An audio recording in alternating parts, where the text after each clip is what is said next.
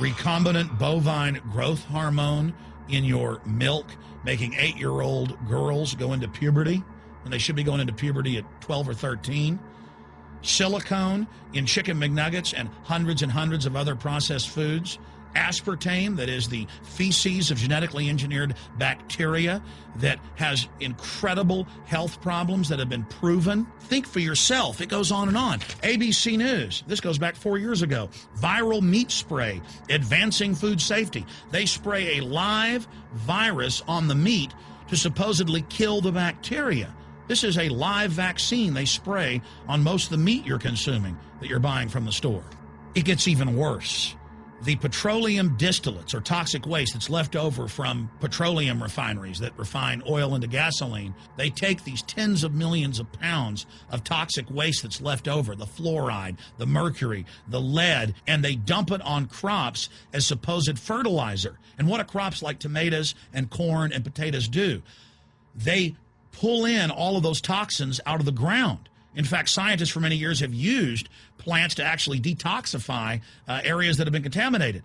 And those plants are pulling all of this up, and then you are eating it.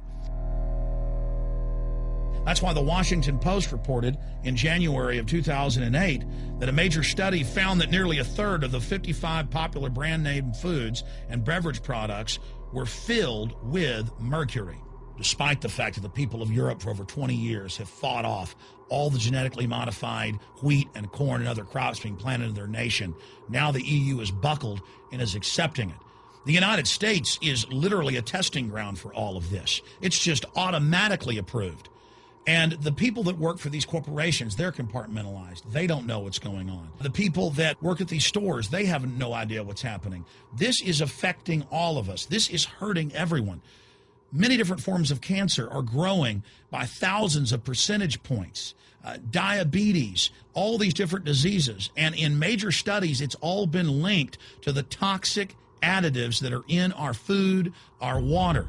And I haven't even had time to get into MSG. I mean, I've interviewed brain surgeons, neurologists, scientists. I mean, it just devastates the brain. It's an excitotoxin. It destroys the liver, and it is in tens of thousands of products. We can say no. We can stand up. But if you've got a neighbor giving fluoride water to their baby, please go over and warn them. If you got a neighbor that's sitting there eating MSG-filled chips, one after the other, warn them. You've got a responsibility. If you know people that are feeding processed foods filled with GMO, warn them. And for God's sakes, don't give it to your own children. If you want to kill yourself, that's your own business. But don't hurt your children. Don't do this, ladies and gentlemen.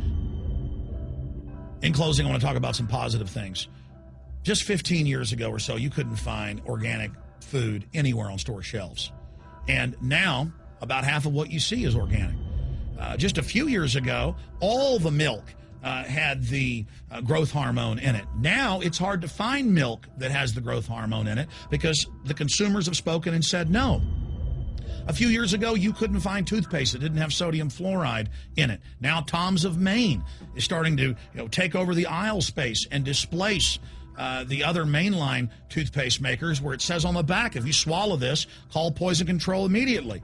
Even Colgate is now putting out fluoride-free toothpaste. People are demanding that they not be poisoned, and they're finding out about what's going on. And so industry is starting to respond and at least give people who want a choice an option to not be forcibly medicated through the food and the water.